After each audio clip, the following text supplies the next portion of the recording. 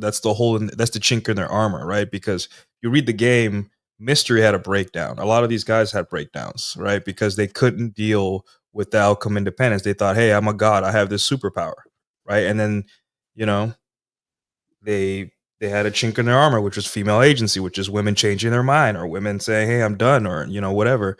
And that's why we had to come up with this red pill stuff, because I'm like, okay, cool, we know how to get the girls, but what happens when they don't want to be with us or do something outside of our frame, or say something crazy or betray us or bang our friend, or whatever.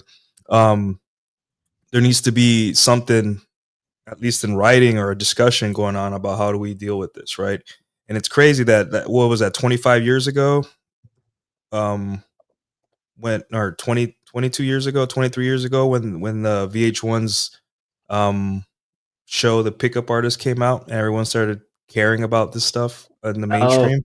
uh-huh. um and to this day, guys still focus 100% on how do I get girls to say yes, but they don't know what to do when a girl says no to them. And I'm not talking about only like in like conversation. I'm talking about your wife, your girlfriend, your sister, your daughter, your mother, in general, right? And the only way you're going to be able to navigate outcome independence, right, is that you need to have a discussion with guys that are already outcome independent, right? And they're going to show you, and it could be someone younger, older, smarter, dumber, who doesn't matter.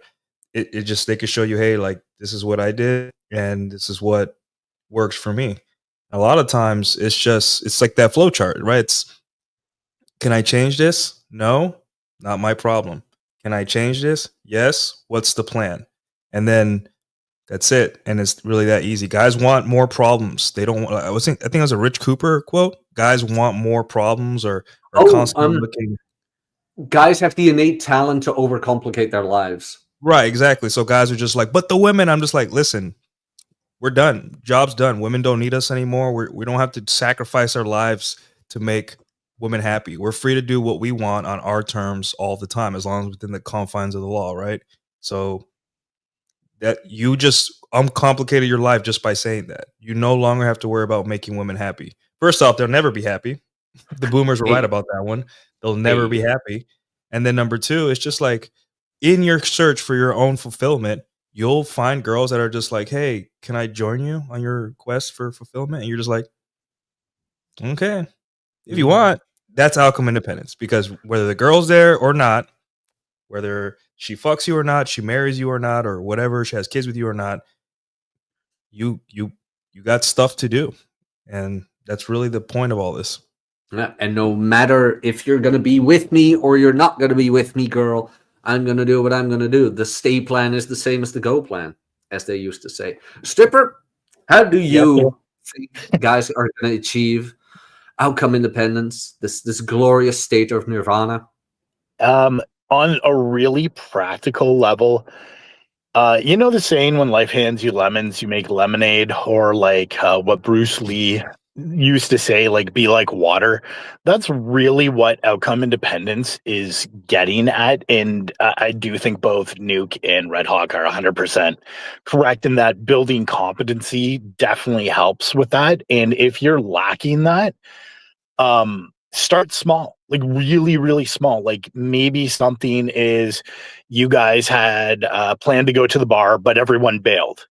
Well, now you have an option: is either you can kill your night, go home, do what you always do, or you can choose to still go to the bar and make a night of it, right?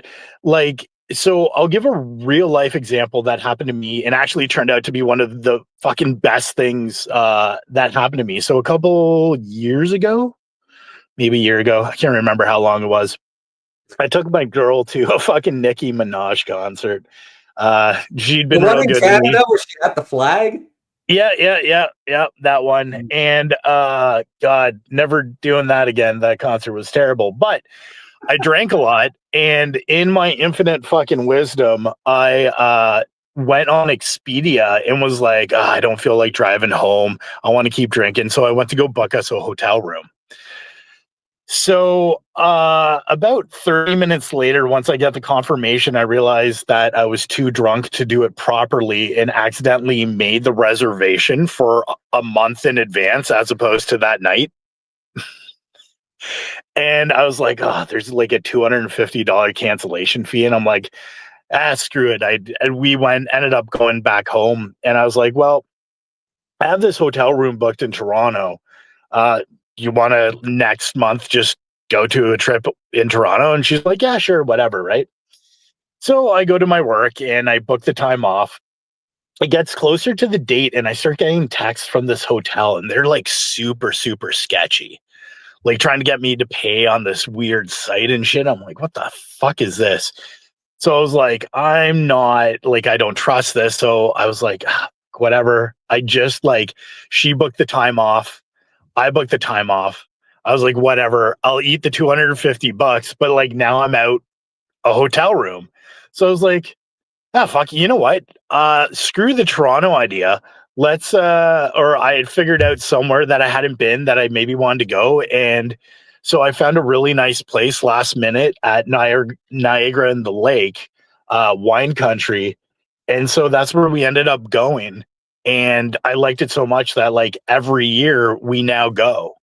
And that all happened because of Outcome Independence, where I was like, yeah, there were hurdles in the road, but like each series of choices I made wasn't to take my ball and go home, but to look at different avenues. You learned how to be flexible. Yeah. And that's really what Outcome Independence is. But that's the thing, right? You learn to roll with the punches, like Hawk mentioned and Nuke mentioned as well. It comes from experience. It really 100%. Comes from experience of real life. The best thing a guy can do is going out there and failing. I remember, when was this? I went to London alone once, and I went to Istanbul with a friend. And especially during that trip alone in London, I learned that wherever I am able to get back on my feet, kind of thing. Like, no matter how disappointed I am, no matter how something is not living up to my expectations, I can still make it great. I can still make it work. What was it? There was like a small little thing here. I get here, and it turns out that the pans this Airbnb has are all these small little like pans for what, 1/2 a person portions kind of thing. And then immediately you start thinking, oh, what the hell do I do? There's no pen and blah, blah, blah, and this and that. And it's like, why not just get it yourself? Like, why text the owner, throw a hissy fit, while you can just go out and do it yourself? I remember I used to do this at the gym job as well. Normally, and this was like such a small example. And they even gave me guff for it later on, which I thought was a bit odd. But the dishwasher, what do you call that stuff? When you do the dishes, the green stuff. What do you guys call that? Dish soap? The soap, or yeah. Yeah, the soap. The soap. Normally, you'd have to go through all these bureaucratic nonsense things of filing it and then ordering it, and then higher up will order it for your facility, and you have to wait. I just walked out, went to the nearest grocery store, got all the things we needed, and put them in our cafeteria. And later on, my manager was there, and she was like, did you buy this stuff on your own? I'm like, yeah, why not? We needed it. Oh, but you can order it and this and that. I'm like, yeah, we can order it, but then we had to wait for days. Why not do it right now when things are possible? You know, I wouldn't say it's not that that's flexible, but that is assertive. I think that with this whole outcome independence thing, you also have to have a certain level of assertiveness. Definitely do. Yeah, not waiting for the world to come to you. Yeah, but in your example, Jack, like that's a perfect example of outcome independence, right? Like you had a goal, fuck, we need soap. Yeah, you could have ordered it, and if you didn't have outcome independence, it would have been like, oh, we're going to have to wait 5 days for soap.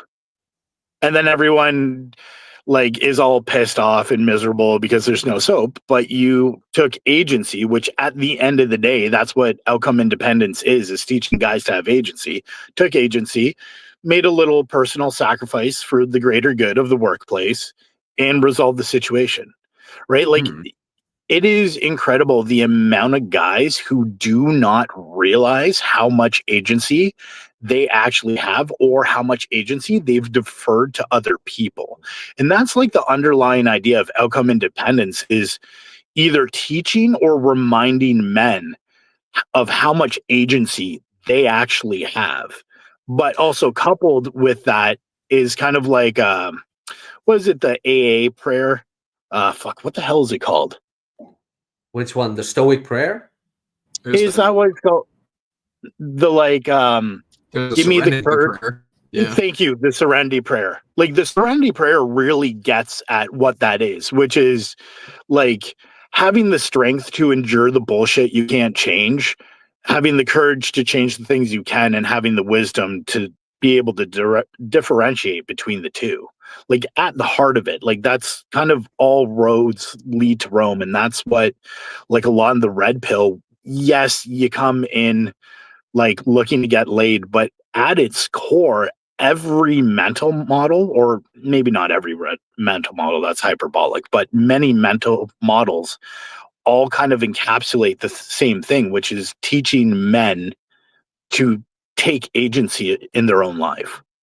It's ironic that the whole gathering of men tend to focus so much on female agency and debating whether they don't have it or not that they forget about their own. Yeah. Yeah. Really ironic, actually. There's a very sweet sense of irony in there. Like, Nuke, you mentioned it as well. It's like, it's your own agency.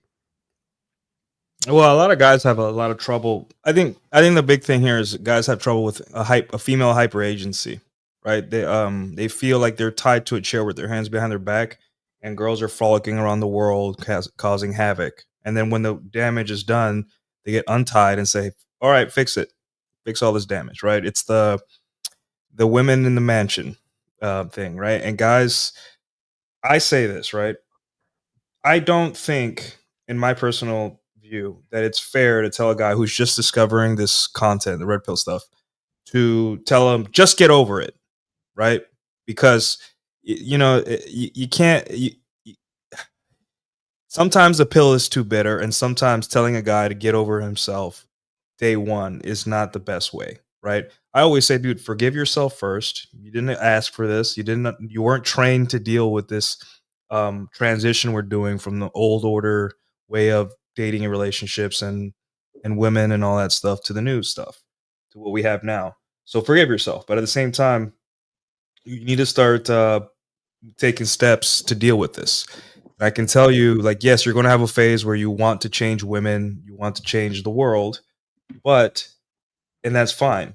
But either you come up with a plan for that in some way where you can at least influence one other person to also take steps to do that, or look in your own life and be like, hey, um, this is a problem. I have a lot of trouble dealing with female hyper agency. They're constantly bragging on the internet about men's lives that they ruined or men's life that they want to ruin.